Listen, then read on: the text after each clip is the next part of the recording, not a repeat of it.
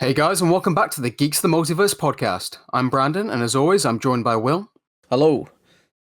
This episode will be our August 2025 recap, where we'll be discussing some of the news from the last month. So join us as we talk about Lego Batman Legacy of the Dark Knight. Yes, we have a brand new Lego Batman game coming out next year, and there is plenty of news to discuss about it. Then we'll be jumping into some quickfire news. Bang, bang, bang, bang! Alan Cumming, who plays Nightcrawler, talks about some of the Avengers Doomsday shooting challenges, if you will. Then we'll be jumping into some Star Wars news and closing out the quickfire news with some DC news, some Superman stuff, and some Batman Part 2 stuff. And then we'll be finishing up the podcast with a Peacemaker Season 2, Episodes 1 and 2 spoiler discussion. So, without further ado, let's get into it. Yeah, new Lego Batman. Fuck yeah. There were rumors of this for ages. I think I probably sent them to you, or you've sent them to me, or whatever. That this was going to be a thing, and I wasn't expecting them to reveal it already. No. I mean, I didn't even know. Was it at Gamescom? Yeah, I didn't even know Gamescom was happening. So Gamescom, yeah. Yeah, I was kind of like out in the middle of the sticks, and I had like no Wi-Fi or signal or anything. I had no idea anything was happening. Yeah, it was quite out of the blue. I just looked on I was watching it on my second monitor, and I looked, and I just saw Lego Batman. I was like, wait a minute. So I've not seen this one. Yeah, it's kind of interesting because it's its own story, but they're using different parts of the films to fill in the story. And I think that's kind of weird, but I don't know. I'll see. It'll probably be quite good. I mean, the gameplay looks really good. It just looks like the Arkham games, but Lego. Yeah. I think that looks fucking awesome. Yeah, it's crazy. It's like they've reskinned the whole Arkham. They've just taken all the Arkham stuff and just reskinned it with Lego. Yeah. It's got the exact same fighting. It's got the vehicles. It's got the same open world mechanics. There's going to be, I don't think it's Riddler trophies, but there's Riddler challenges or something. I think they did say Riddler trophies are going to be scattered across the map. That makes sense. And yeah, so their official tagline is that it's a brand new open world action adventure video game that invites players to embark on Bruce Wayne's epic journey to become the hero of Gotham City, inspired by decades of Batman films, television, comic books, and games, and jam-packed with Batman nostalgia, DC lore, and TT Games' signature brand of fun-filled Lego humor. So, I don't know, I think it's going to be a blast. I'm looking forward to it. It's coming out next year. There's no release date or release window or anything. It's just 2026. Yeah, I mean, it does look so good. I mean, I think that's a really interesting premise of taking the all the Batman films, sadly not BVS, which kind of makes sense narratively speaking, and taking all the Batman films and just jamming them together into its own brand new story. I think that's really cool. I dig that. Yeah, and the one sort of disappointing thing, but I think it's just because it's a newer direction for these games, is that you can only play as 7 characters, not 50 or whatever they usually do. Oh, is that what they meant by that? Oh, that's really disappointing. Yeah, there's no big roster. It's you can play as 7 people. It's just Batman, Jim Gordon, for some reason, Robin, Nightwing, Batgirl, Catwoman, and Talia. And is that the 7? Yeah, that's the 7. It's gutting you can't play as any of the villains. That's unfortunate. But I guess, are they not doing a? Yeah, I don't know. That's a shame. Oh well. Yeah, maybe when you beat the game, I'll let you do that. But it's just sort of what they. I guess if they want it to be a proper, just normal open world game, they've sort of said, well, if we want to keep this consistent to where you're just the heroes, we're just going to give you these 7 characters, and we're going to really focus on what can make them good. Because it's you played the Lego Star Wars one that came out a couple years ago, right?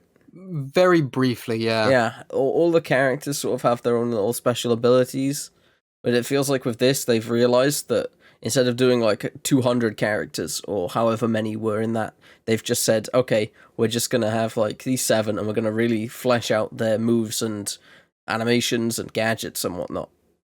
Okay, I mean, I do like that. I do appreciate that. I imagine maybe we'll have like some DLCs in the future that maybe give us some more DC characters or Batman characters. I don't know. I could be wrong. But... I don't think so. I read earlier. I was looking when I was looking before we started this at the website for the game, or like the. I don't think it was the actual website because I've already looked at that one and it was different. It was like just on the Lego website, like about this game, and there were like an FAQ section at the bottom, and it was like, will this game have microtransactions or like purchasable content? And he said no. He said no, there's none of that. So I think this is just the game. But I wouldn't put it past them to fucking make some like skin packs or something in the future. Yeah. Okay, fair enough. Yeah. I mean, it seems like they're treating it like its own sort of, like a standard open world video game as opposed to a Lego game to what we're used to. Which is a shame because I was really hoping for the next Lego game to have character customizations back again because they did not have that in the Star Wars game. Yeah, they didn't. Yeah.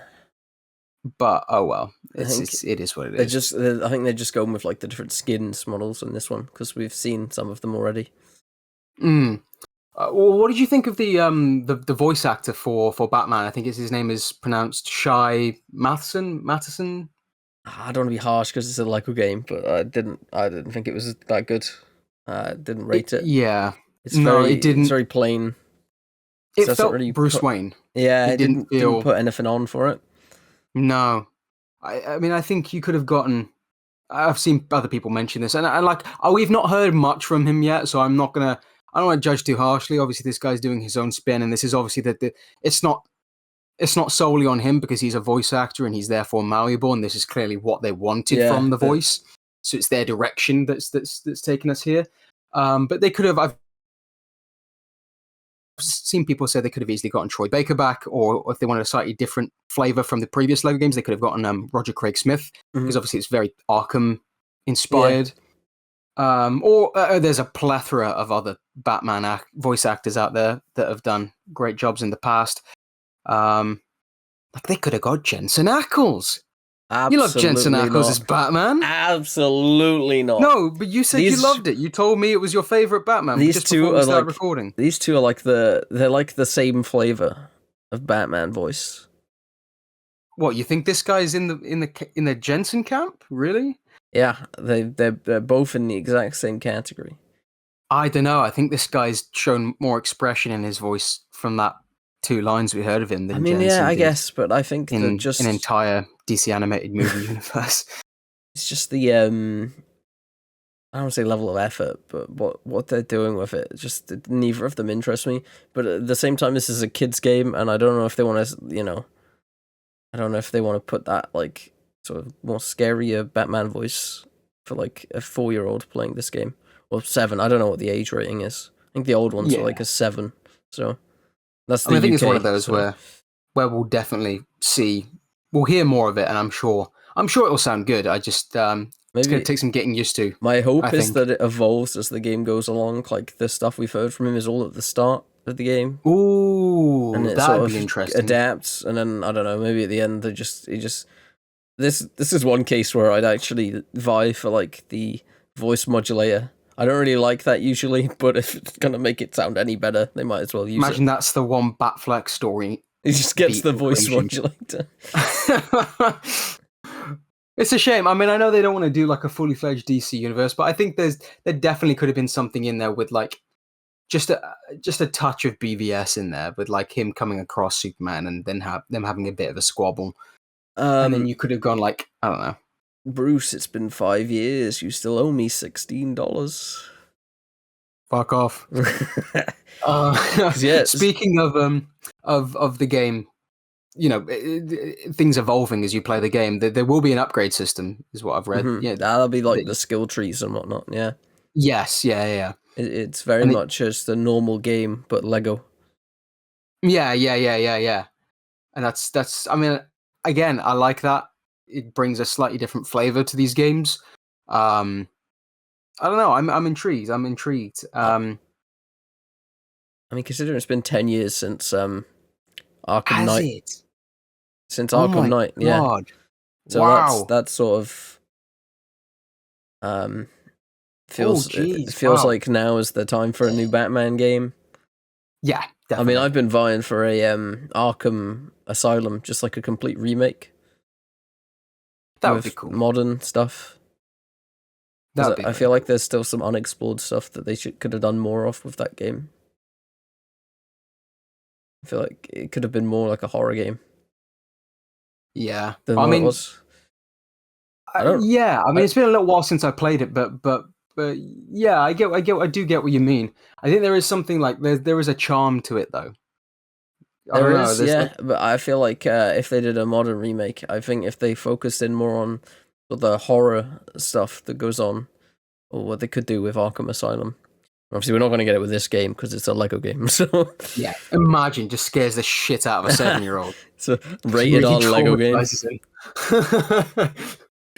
But I mean, speaking of the Arkham games, though, I mean, apparently Gotham City in this is going to be bigger than the Arkham Knight map. It's going Yeah, to consist this of 4 separate islands that are reminds me going to of be Gotham connected by Knights. bridges. That's Whoa. just Gotham Knights. Is Gotham Knights that big of a map? It's quite big, but I think that's because the movement is just so slow. Like the bike moves really, really, really slow.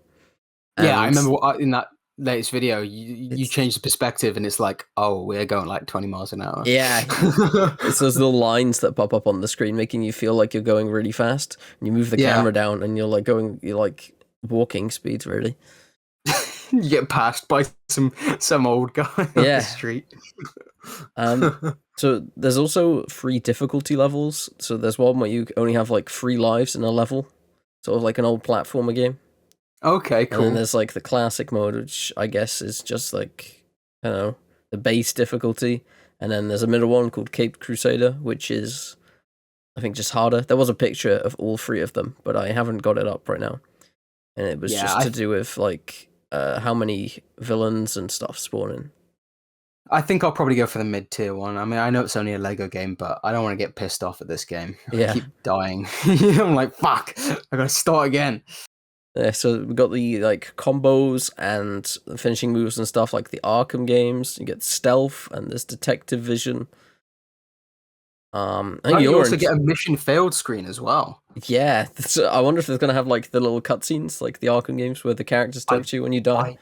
I beg. And they just really take the piss out of you in this one. Yeah. Something you'll appreciate is that they are doing like Dick Grayson's story as well in the game, because as I was reading the characters out earlier, so there was Robin and Nightwing, and they're both Dick Grayson. So you're gonna get the whole Robert storyline. Fuck yeah. So I don't know Bro, how I'm so excited. I don't know how that works in terms of, obviously there's only 7 characters and 2 of them are the same person. I don't know if it's like you can have one or either of them sort of on your team, or you have to have Batman and one or the other.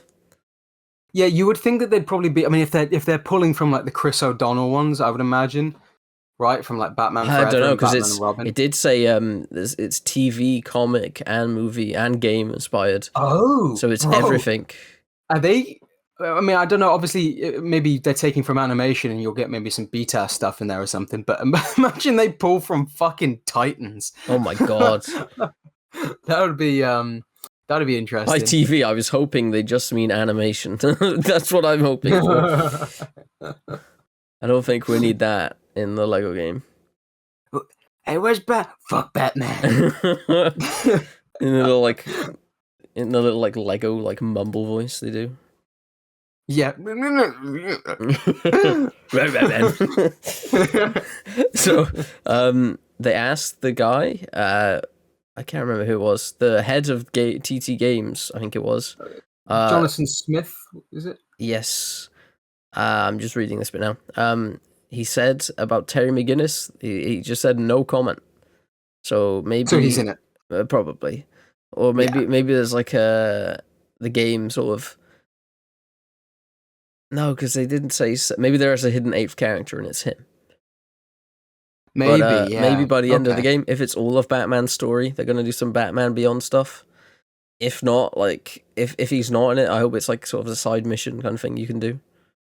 That'd be cool. Where Yeah, it's sort of like a little future bit. Yeah, that'd be nice. That'd be really sick, actually. Yeah. A little Yeah, extension. that'd be dope as fuck. Yeah, you go to like your own. It's like its own separate sort of game mode, and you get to just play as Terry. Yeah, I That'd be get to go sick. around like the future Gotham. That'd be cool. Um, but I left this to last because it's the best part. But the Batsuit from Brave and the Bold was the TV show, not the movie. The TV show was one of the first things that they showed off for this game. Or like the creators and whatnot who were at Gamescom. It was one of the first things we saw from this game. So that the hit TV show Batman Brave and the Bold is going to be part of this game. As well as that, Fuck yes. Batmite is confirmed to be in the game. Yes, my boy. So we're going to see, technically, the Robert Pattinson, because obviously this game has all the films, and have the Robert Pattinson, like, Batsuit and Batmobile fucking Batmite flying around. That's brilliant. Yes. Yes. This is all I need from life. This is all I need from life. The I wonder goat. who's gonna voice him though, because like obviously the original guy, was it freaking Pee Wee It was Herman? people. Well, it wasn't the original guy, because Batmite's been in stuff before that, but Oh yeah, but like he's the the Brave and guy the from the Bold, like Brave and the most Bold, yeah. famous iteration of Batmite. Yeah, I wonder who's gonna be voicing him, because I wonder if there's an IMDb page for this yet, and they might have accidentally revealed it already. Because that usually maybe happens. yeah, because Batman. the original guy's dead, so who Yeah. who knows? Legacy of the Dark Knight IMDb. It does have an IMDb page, Ooh, but it's only got Matt Berry as Bane on there. So okay. Is it Matt Berry? Oh it my is god, Matt Berry, yeah. Jesus Christ. Yeah. Doing the Christopher Nolan Bane voice. the Tom Hardy one. Oh man, I mean, what's interesting from this is if that guy who's voicing Batmite does a good enough job, he could very well be the one who plays him in the DCU. Maybe. I feel like they might I'm get one of James Gunn's friends will do it, I think. probably yeah. I mean, maybe it could even be Sean Gunn, but you know, I would love if they got Robert Pattinson in for it. That I mean, he That's just like does one of half his the budget gone. silly little voices that he does in like shit that in his more rogue stuff that he does.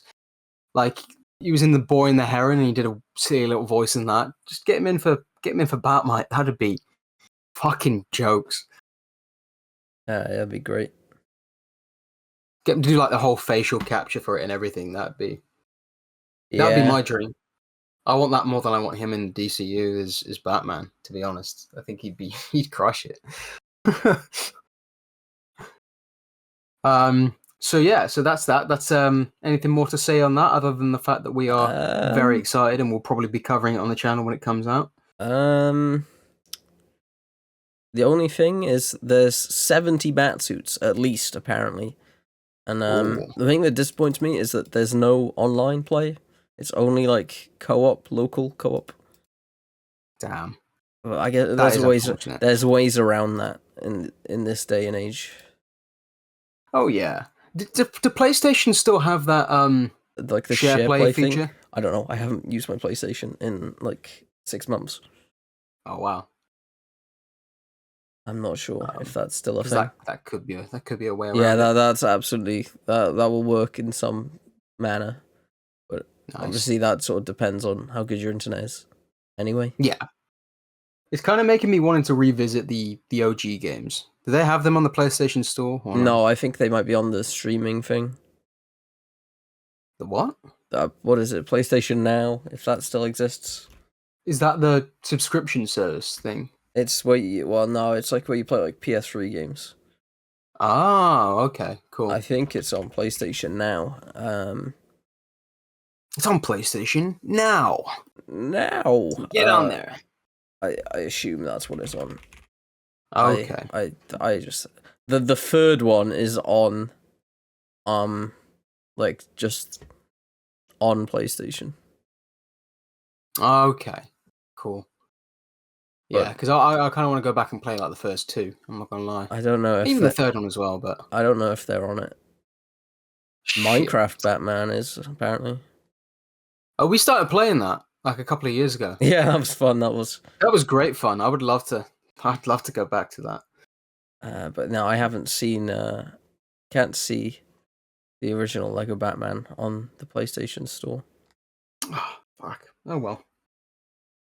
I'll have to whip out the old PS3 and see what. I mean, they're on sale. They're on sale on PC like every 2 days. You get all 3 of them for like £5. Wow. Jesus. I think I bought them for like £2. Awesome. Maybe we do a little retrospective before the new one comes out. I'm not holding anyone to that. So talking of talking of the fourth thing in a yep, that works, right? That's a good segue. That's a good one. Okay, Spider-Man, brand new day. This seems like really old news now because obviously it's from the start of the month, but it was shooting in Glasgow, and holy, that suit is gorgeous. That suit is. We got a new look at the suit, and I tell you now, the set photos we've gotten are. I mean, if the film itself looks anything like the set photos, goddamn. Depends how much they CGI over everything, like the last ones. I think this suit is made with a little bit more practicality though, and a little bit more. I think they're aiming to make it look a little bit more real this time. Yeah, do you remember that Civil War, like the suit they had for that? Like, I do. I love that suit. Yeah. I've got an action figure of that suit. The Marvel Legends figure that they released initially was based off that suit before they CGI'd over it. So really, I'm gonna have to see this. Yeah. I mean, it's an old figure now. Obviously, it's from like 2016, but they released it very soon after, and it's the old design. It's got a lot more like the webbing is a lot stronger and stuff. Yes. Yeah. So this one, yeah, like you said, this new suit's got raised webbing, which is awesome. It's got a new emblem. The one thing I was really worried about was that like concept artists revealed that the logo from the end of the No Way Home one was actually a gold symbol. It looked black to me, but apparently it was designed to be gold, and I was like really worried that this was going to have a gold emblem on it. But thankfully, it doesn't. I think it's just dependent on the reflections. Yeah. But this one is fully fabric, which is nice, and it's the same sort of material as the webbing. The eyes look different. It's got almost more like, I don't know, like Ramita style eyes. It looks a bit more like longer at the top. It's a little bit more, I don't know, it almost looks more grown up, more not sinister, but like more serious. Even though it's like a teeny tiny difference. The blues look good, the reds look good. There's little hex symbols on the like patterns on the red. And the blue. There's stuff on the blue as well. Nice. It reminds me of the fucking Spider-Man Lotus. It's the same. No, wait. It's the same eyes. Very similar. Yeah. Well, hopefully the film turns out to be better than that and not made by a bunch of racists. But who knows? There's still time. It's a very TASM 2 inspired suit. It's actually got the one aspect of the TASM 2 suit that I didn't like, because otherwise I think TASM 2 is like near enough the perfect suit. It's got like the rounded belt. Mm-hmm. I'm much more of a pointed belt kind of fan. I don't know, it just makes him look a little bit more angular, a bit more Spider-Man-y, but yeah, the suit looks gorgeous, and they seem to be doing a lot of stuff practically. There's a lot of practical swinging on set, which we haven't seen since TASM 1. A lot of like him actually being on top of, or his stunt double being on top of, moving vehicles that they're, racing through the streets of Glasgow, which they've set dressed to make look like New York. And yeah, practical explosions and stuff like that. It seems like this movie, if the rest of this movie is anything like what we've seen in these set videos and set photos, it looks like we're in for a treat. They've even got Jackie Chan. his no, he's not in the film. He might be, Yeah, he but might be. his action team is in charge of the action guidance for this film. He's also recently visited the set, so yeah, it looks like we're going to be getting some really kind of slick, cheeky Spider-Man sort of action. If you've ever seen a Jackie Chan film or anything that he's worked on, like it's that. Hopefully, we're going to be getting that kind of vibe. I remember looking at the Karate Kid's Legends trailer, and there was like a bit where the kid like swings, like he like runs across a wall and swings up a fire escape thing, and it was like, fuck, why couldn't we have this from a Spider-Man movie? And how we actually might. Yeah, there's never. When was the last time there was any real like hand-to-hand combat between Spider-Man and someone? Oh, in these films, It was well, to be fair, it was in the last one with Norman. it was but, in the like, last that's one, it. yeah. Like just like a group of thugs or something. Like that, like 2 seconds in Far From Home, when he's like in what's it called? Like, Well, it was a that scene restaurant, was wasn't it? cut, wasn't it? Yeah, That yeah. that was a deleted scene. Which why would you delete that? That's the most Spider-Man he's been in that entire trilogy. So yes, there was a bank robber heist in Homecoming. There was that deleted scene in Far From Home, and then there was quite a bit with Norman in the third act of No Way Home. But yeah, you're right. He's not really done like a lot of hand-to-hand combat stuff. Hopefully, we can get a lot more of that in this film because that's sorely missed. Kind of reminds me of the '90s cartoon where they had a mandate that Spider-Man couldn't punch people, so they just Like kept finding ways around it. it's like the gun stuff where they have to like laser guns and everything. Yeah. The X-Men cartoon, they have just laser guns. See, I thought they had that for Batman Brave and the Bold, but they didn't. There was real guns. Yeah, there's real guns in that one. So, yeah, the '90s was kind of wild for their censorship. There's a whole bunch of characters in the film as well. Fucking hell. Yeah, I meant to write this down, but I like the challenge, so I'm going to see if I can remember them. So there's obviously the Punisher. There's the Hulk. There's Tarantula. What was that guy? What was his name that I said? Ramrod. Is that his name? Ram Ranch. That sounds made up, but I think that's his name. Viper, Boomerang, maybe Mr. Negative, but maybe not anymore, is what we're hearing. Maybe Silver Samurai, which, by the way, Viper and Silver Samurai aren't Spider-Man villains; they're typically X-Men villains. And Tombstone, and now we're getting rumors of Florence Pugh being in the film as Yelena Belova. So this film seems quite ramrodded. But I don't know. I don't know how to feel about it because the last time I felt this way about a Spider-Man movie being too jam-packed. Funnily enough, it wasn't No Way Home because I could kind of see a theme with what they were going for. But it was actually TASM 2, and that was a pretty big problem with that film. So I don't know how to feel about all of this. I mean, I don't even know if half of it's true, but those are the rumors. Those are the rumored characters that have been circling. I don't know if I mentioned Hulk, but we know he's in the film. So yeah, I don't really know what's going on with this film. Tramell Tillman has been cast in the film as well as an undisclosed character. I'm hoping for Tombstone. I think he'd be brilliant as Tombstone. Fucking Sadie Sink is still in the film. We don't know who she is. Yeah, Punisher's supposed to have like a female companion. I don't know. Oof, what do you think, man? Well, you say there's a lot of characters, but Superman had a lot of characters, so this is true. This is very true. Obviously, it's quite concerning, but it depends who's writing the film, I suppose. If the writers are good at handling a lot of characters, then obviously there's a lot less reason to doubt it. Who is writing the film? Who's penning the script? Because we know it's Daniel Distin Cretton who's going to be directing, but I don't know who's writing it. It is the man. Oh, it is. Or woman. We don't know. We don't know for sure. Chris McKenna and Eric Summers, who have written the hit films The Last 3. It's the same people that wrote the last 3. Oh, okay, cool. All right, fair enough.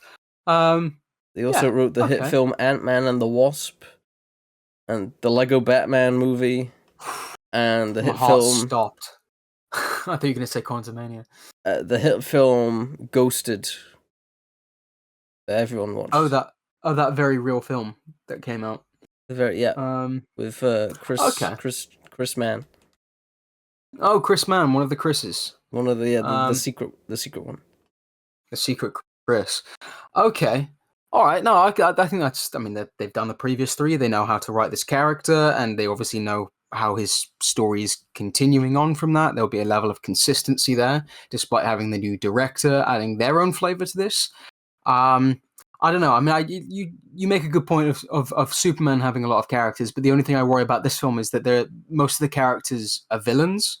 Mm-hmm. So it's like, how do you juggle all of those aside from having them sort of team up, or them be a part of like opposing gangs that Spider-Man's stuck in the middle of, or maybe it's an opening montage or something like that.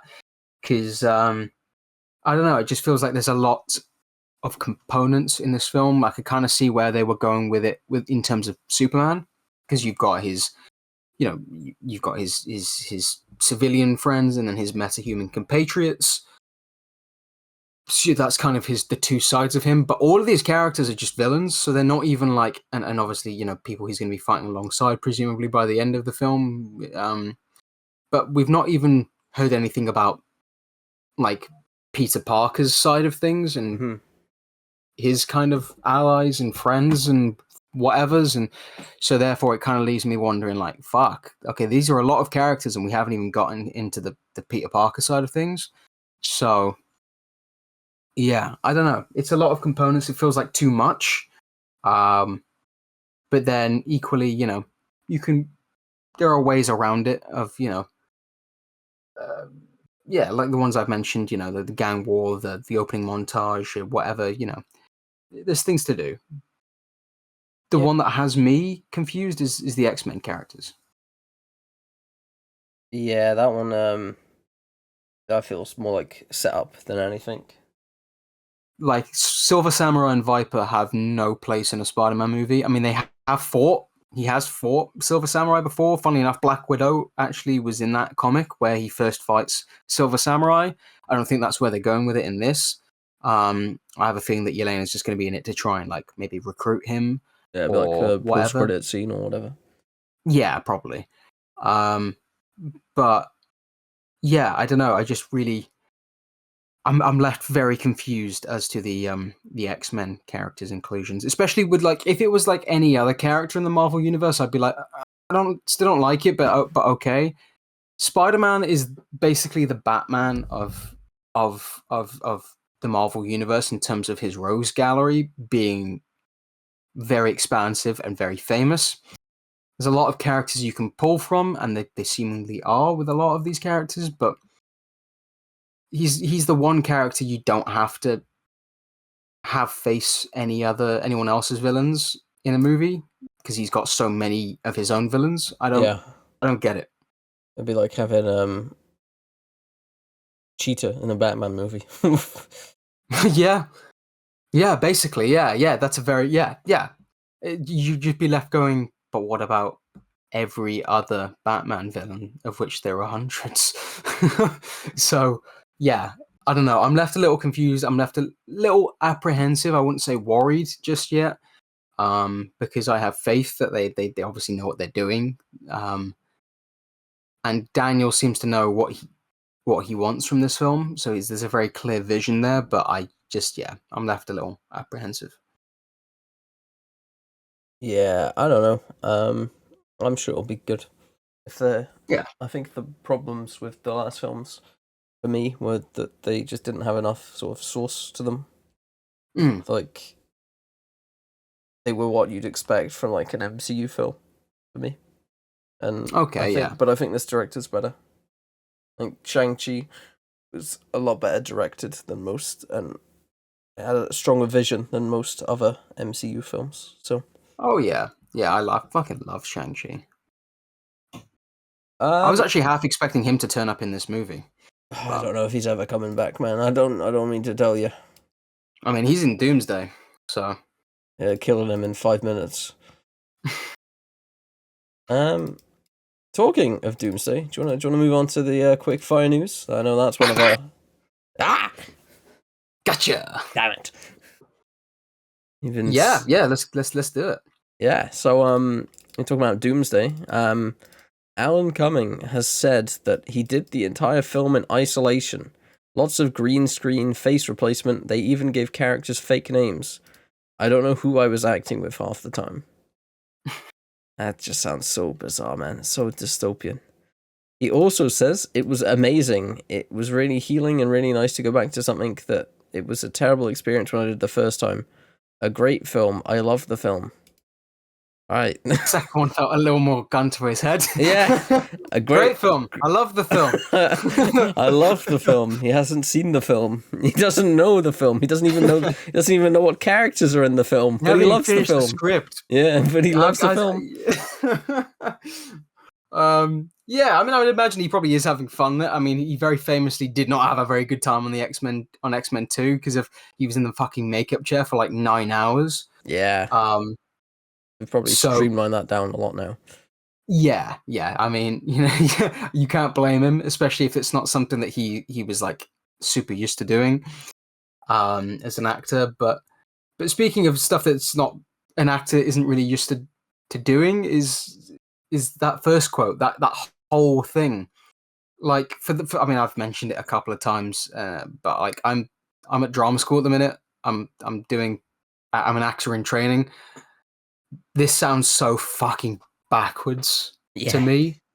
Like that's no way to make a movie. That's no way to get an honest to God reaction out of your actor. Because if you've got stand-ins, like if you've got like Alan Cumming talking to fake Doctor Strange, and then you've got Benedict Cumberbatch talking to fake Alan Cumming, like fake Nightcrawler, and you're just splicing those takes together, it's gonna open up the room. Well, yeah, but that's the thing. You're not gonna get the honest to God truth out of these actors. Like the whole good acting comes from listening and responding truthfully to what you've just been given. So like you could respond a million different ways depending on how the actor opposite you feeds you that line. So like how it's just gonna, I mean, the average audience probably won't notice, but now I feel like I'm just going to be the whole movie just sat there for like 3 hours going, okay, none of you are in a room together. Like this is very clear. Like it just seems like such a backwards way of making a film and such a stressful experience as an actor. It's like, God, it's such a hollow way of making a movie. I mean, I don't. It's crazy to me. It really is. Yeah, that shit's horrible. I couldn't imagine it. It'd be like locked in a psych ward. Yeah. I mean, not even the sets are there. Like you said, lots of green screen and face replacement, like fake names. Like, what? I can't fathom it. I mean, it sounds just really ghoulish to me. I couldn't. I mean, I would do it because, like, I'd love to be in a Marvel movie and also money.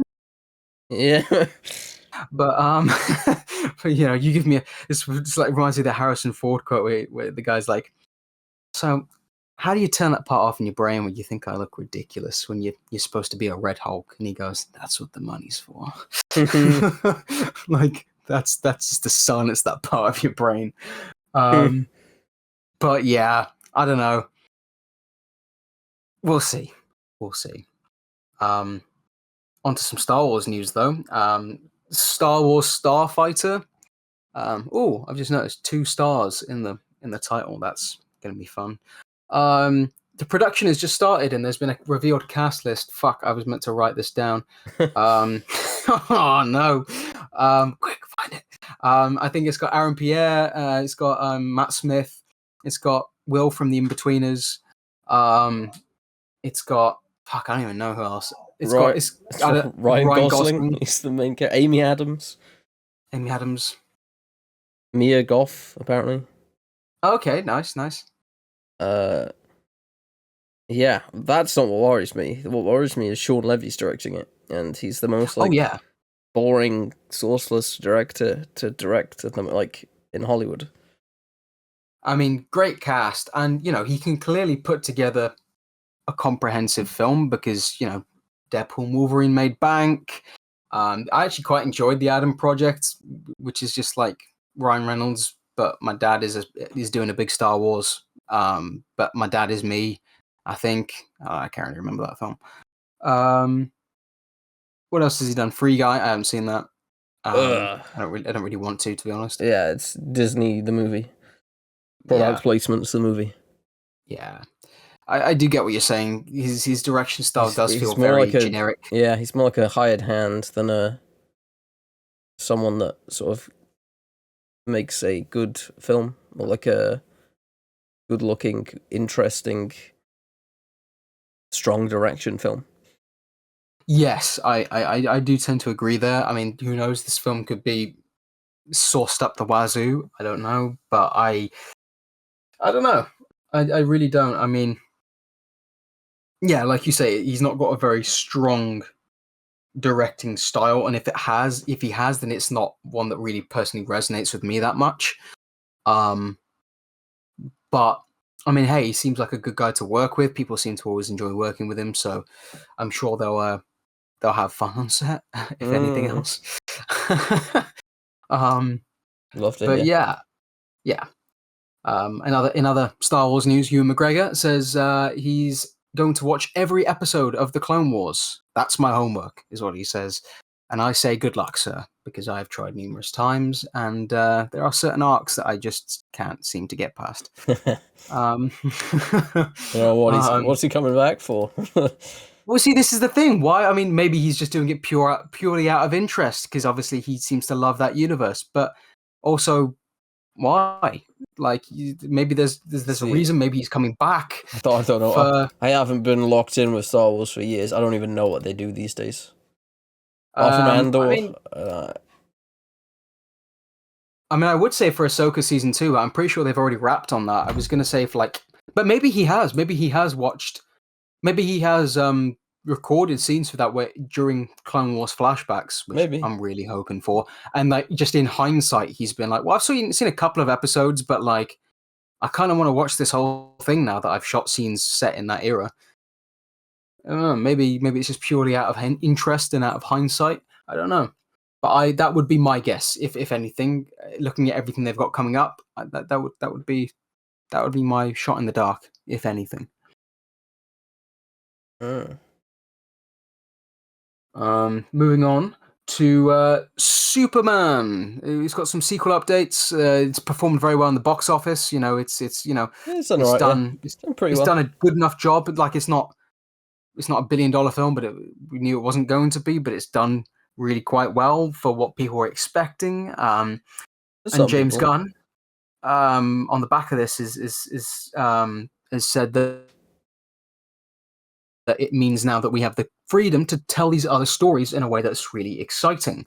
Now I can just be a creative and I don't have to be concerned with the life and death of the DC brand as I was a month and a half ago, which is something that we've sort of discussed in the past, that there was a lot riding on this film. And that, if this film didn't perform very well, then I think it would have definitely impacted what Warner Brothers, even though DC Studios is a separate production studio, it would have inhibited what Warner Brothers would let James do and how far his plans probably would have been able to get.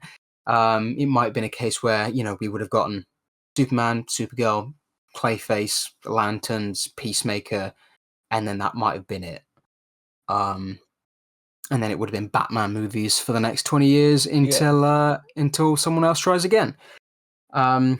Speaking of, though, some Superman and Batman news, James Gunn says that he's finished up writing the Superman sequel and says that the next movies DC will be likely making are the Batman Part 2 and the Superman follow-up.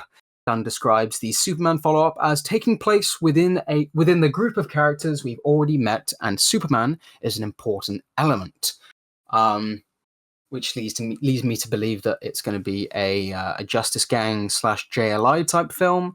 I might have a video coming out on speculating on what this film could be within the next sort of week. But yeah, it's interesting that those are the next two movies, Batman Part 2 and this. I mean, I was really not expecting a Superman pseudo-sequel to be coming around quite so quick. But, you know, if it's something that he's been sort of thinking about crafting for quite some time, then he must have a pretty clear vision on what's next for the big blue in the red underwear.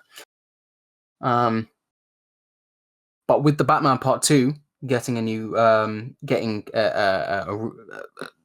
ramping up for production is what I meant to say. We could be getting a new cinematographer. Yeah. Yeah. Yeah. So Josh Brolin says that Greg Fraser, who shot the first film, won't be back for Doom Part 3, which this was a big sort of big point of discussion for quite some time. We didn't know if Greg would be able to do the Batman Part 2 because we thought he might be doing Doom Part 3. Now it turns out he's not doing Doom Part 3, and we thought, yay, he's going to be back for the Batman Part 2. But the reason he's not doing Doom Part 3 is because he's taking on the 4 Beatles films that are shooting back to back, I think. Jesus. Which is kind of crazy. I don't know why we're getting a whole Beatles cinematic universe, but it is what it is. So therefore, his return for the Batman Part 2 looks doubtful unless they hurry the fuck up and manage to squeeze him in just beforehand. But then again, the pre-production has been so meticulous. I would hate for them to rush at this point in the film's development. Yeah. This is a real shame. Yeah, it's.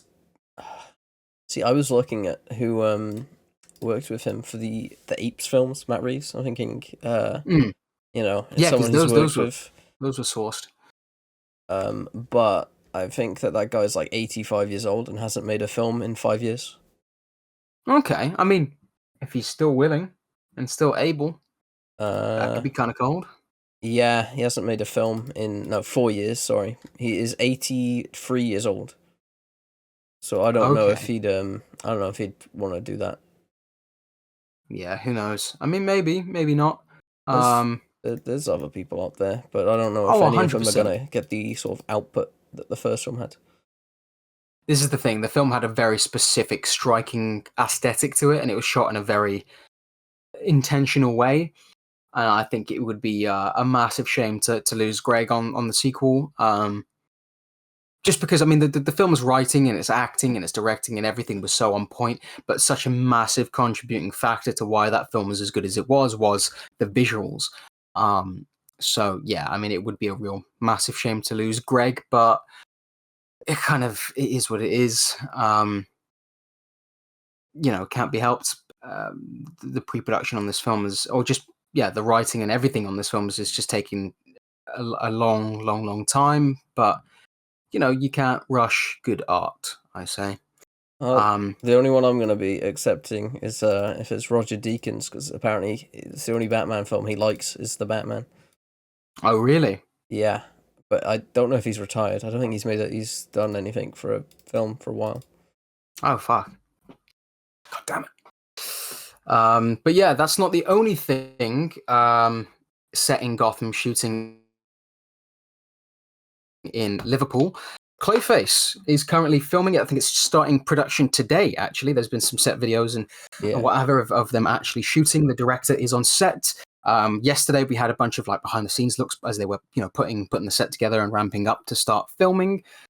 And finally, I mean, not that people are still going to say it, but finally this will put to bed the discussion and the discourse as to whether the Batman will be in the DCU, despite having much evidence and many quotes from creatives saying that it won't be, because this is very clearly a different Gotham. Just from the set dressing, it's different GCPD cars, it's different Gotham Gazette papers, it's different, you know, news outlets and whatever. And you could say, oh, maybe they've redesigned it because there's going to be a time jump, because I'm sure that's what people will say.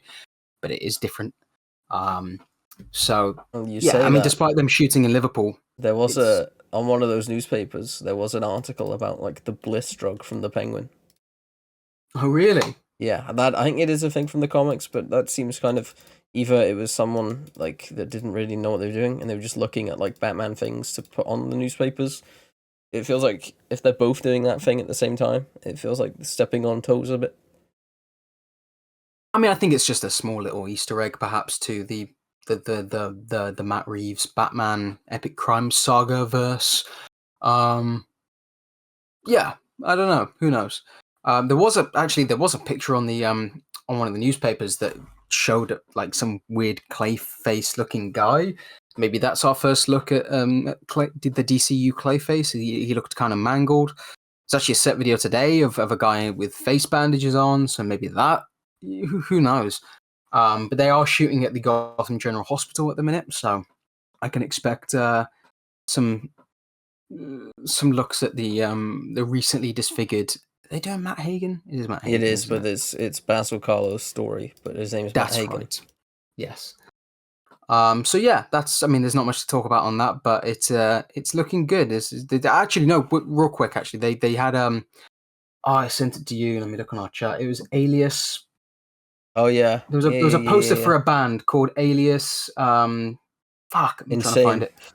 Alias Insane, which is a band that in the comics they're a band that existed anyway, and then they went on to get Black Canary as their singer. So who knows as to whether she's a part of the band at the minute, or if it's this is before she comes on the scene. But yeah, little Black Canary sort of Easter egg in there, so that's pretty cool. There was some graffiti that said the Jokers, so that's pretty cool. Yeah, it was very exciting to see some world building for the DCU's Gotham. So, on to our final topic of this podcast, which is running slightly longer than we were planning.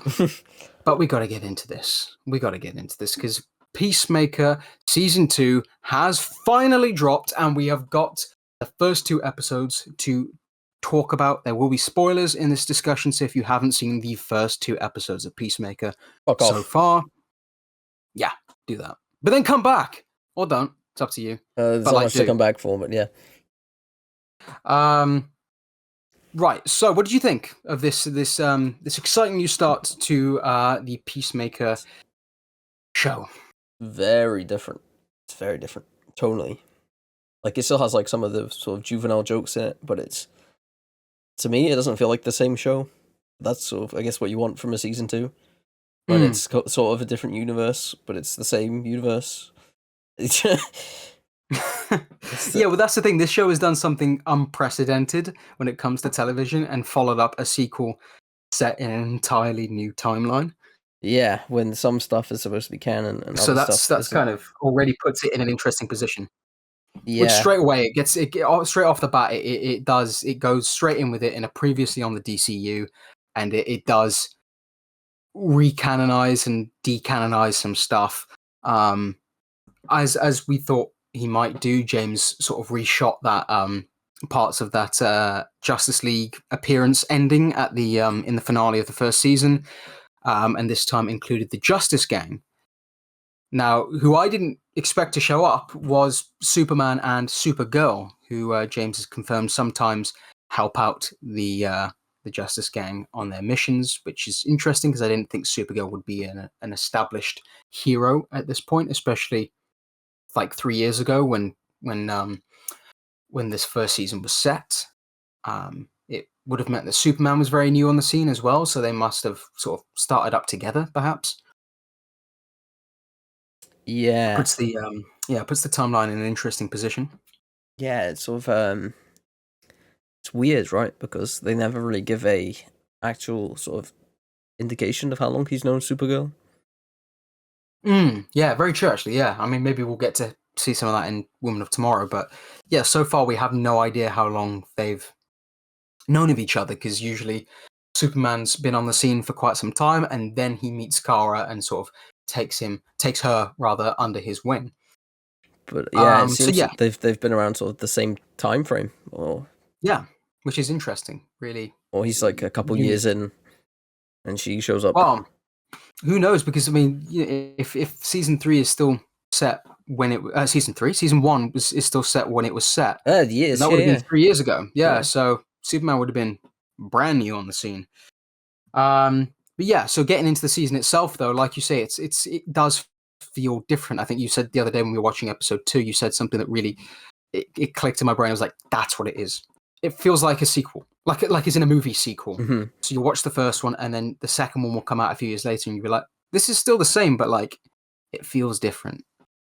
Like Yeah. it's got a different vibe to it, and obviously a lot of time has passed, but in between seasons, it's real time. It takes 3 years in between. A lot's happened to these characters in between the seasons. They've grown a lot closer. Some of them are on the rise, some of them are on the downfall. And you can definitely tell that these characters are in a very different position that they were in season 1. It's a very different vibe between them. Yeah. The first season's more like the first episodes are much more like a mystery with the butterfly stuff, because you're like Peacemaker and you don't know what's going on exactly. But this season it's a very sort of different story, because you are very directly Peacemaker is the one who is pushing the story forward, not like lagging behind the other characters and trying to understand what's going on. That's the thing, yeah. He's still your POV character, and you're experiencing all this stuff with him. But this time, like you say, he's the one driving the story forward into this alternate universe. So that's immediately that's completely flipped the concept of the show on its head, which is an interesting position to be in. I think he's matured a lot as a character as well, which is really interesting. And I think Tim Meadows is Langston Fleury, who we meet in the second episode, kind of takes up a lot of that immature dude bro kind of language. Fucking and bird blindness. Bird blindness, yeah. It's which very real. Very real, very important. There will be a link in the description to a donation page, a GoFundMe for research into the very tragic disease that affects absolutely no one. But yeah, so I think he takes up a lot of that space, which he does very well. I think he's really good in this show, even from what little we've seen of him. But yeah, I think jumping over to the this review is going to be all over the place, by the way, because we are 2 episodes in, and it's just going to be pulling from whatever we can think of in the moment. The intro sequence is very different, and I think that is very reflective of the state of the 2 seasons. Yeah, first season was very like the song itself, the song choice, "Do You Want to Taste It," was very in your face, very dude bros, very brash, and very look at me. That was kind of where Peacemaker was at, and a lot of the characters were at in that season. This one's got a little bit more of a story to it. Oh Lord by Foxy Shazam. It's got a little bit more softness to it, and it's got a bit more of a journey, which I think is also reflective of where Chris and the other characters are at in this season. What are your thoughts on the new intro? Purely from just like the, without the meaning or anything, literally just like looking at it, I don't think I don't like it as much as the first one, but what you've just said is exactly why. I think it's I like the first one for how out there and sort of in your face it is, and this one it's a lot more somber and a lot more reflective of the tone of this series. Longer. It is, yeah, it is. It's definitely a lot more reflective of the tone of what they're doing for this series than the last one.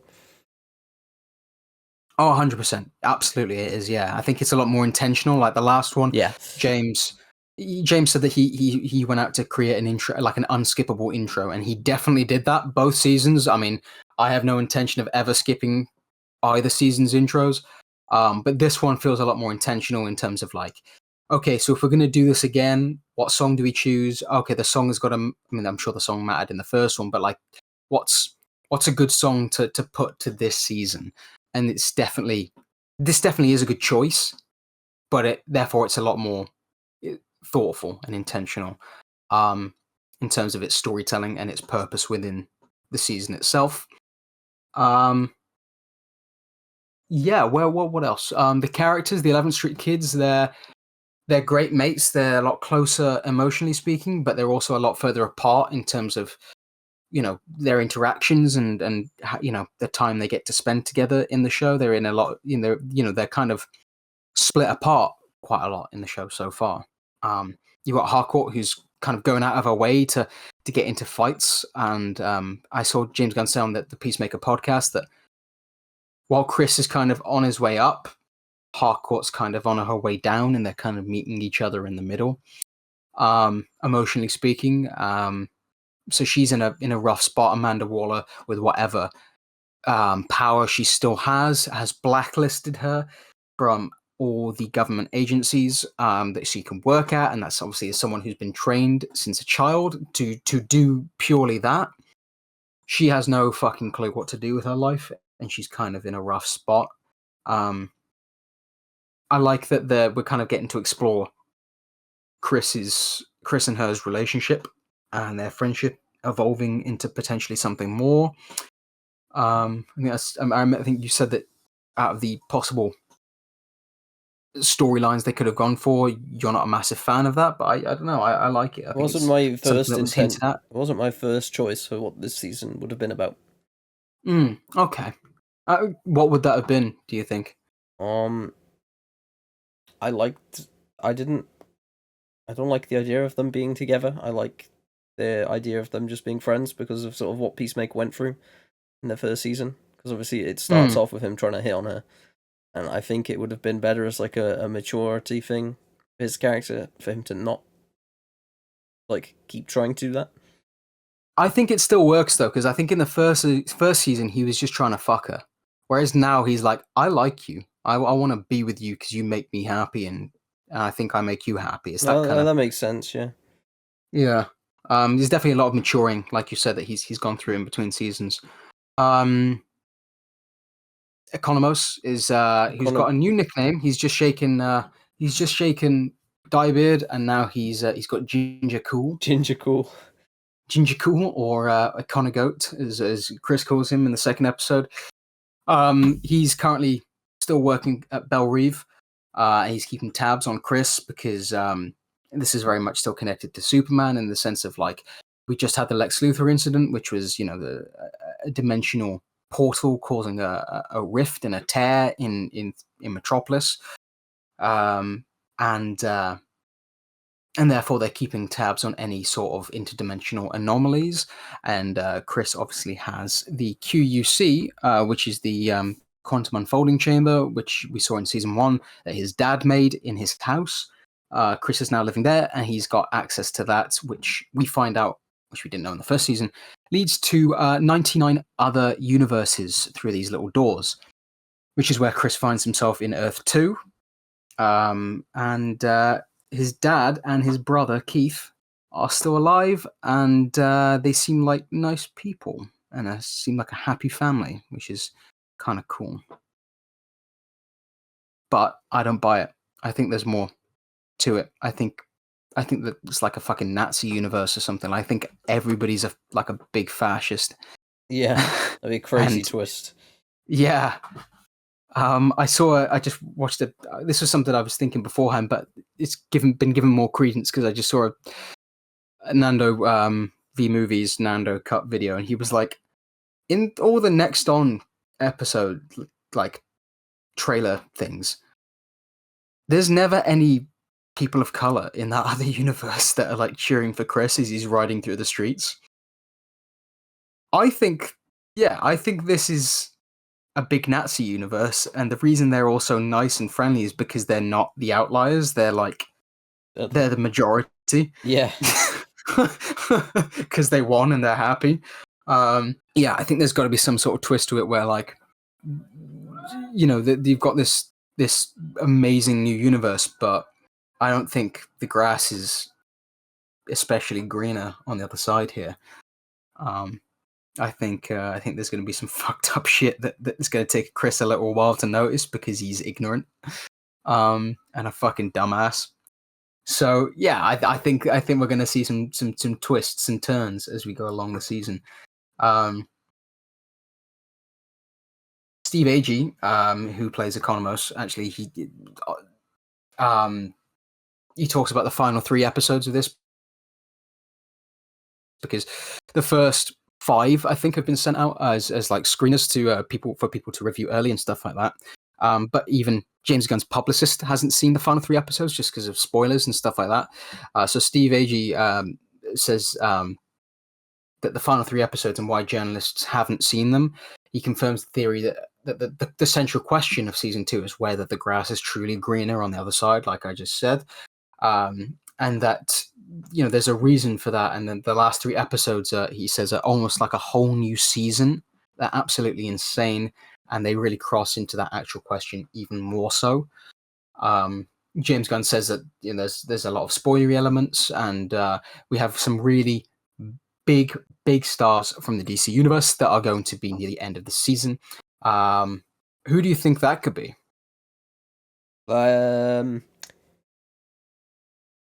Lex Luthor, I'm pretty sure is going to be in one of them.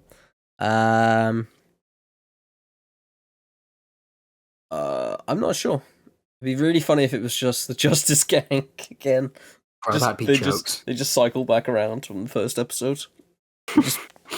But I don't know. There's too many people to pick from, and it's not. Yeah, I mean, the thing is, obviously, they were shooting alongside Superman. I'd say like Harley Quinn, maybe. So I think they're being a bit coy about that at the moment. If you've seen any of the like footage from her interviews, Margot Robbie's interviews, they asked her about it.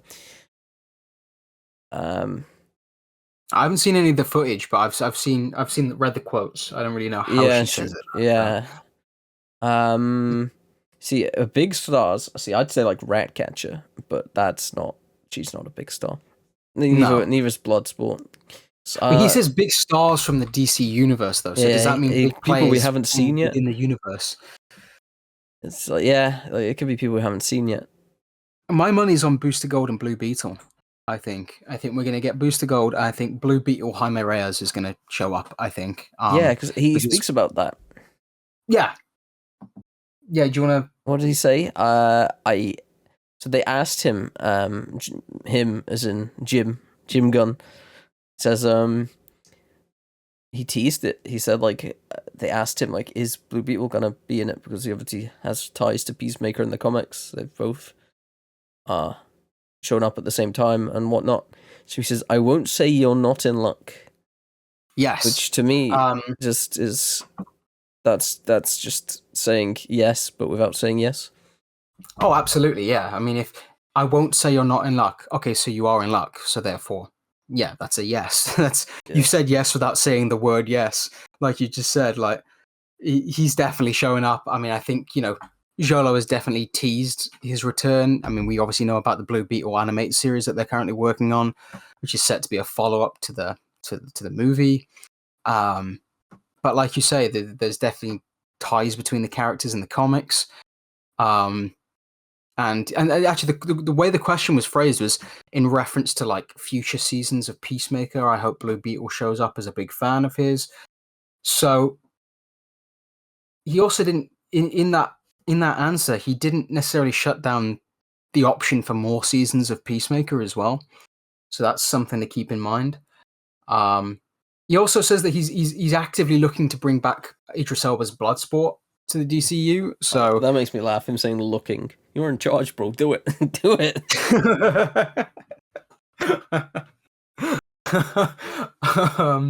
Yeah, that's a good point, actually. So yeah, I mean, the future's looking bright. I think there are a lot of people online complaining about like the weekly drops. They can fuck off. Yeah. To that I say the very fact that you're complaining that you have to wait wait weekly to watch them is the very reason they're doing it. It should be dropped like that. Yeah. Because if you were to binge it all, like the reason you binge a show is because you're enjoying it and you can't wait to see what happens next. That's exactly why you should drop things weekly, is because it keeps that hype.